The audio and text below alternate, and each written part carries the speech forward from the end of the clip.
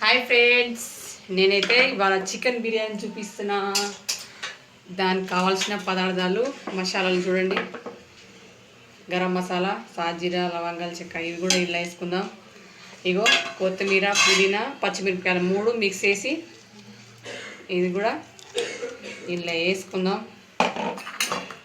ఒక చెంచా కారం, ధనియాల పొడి,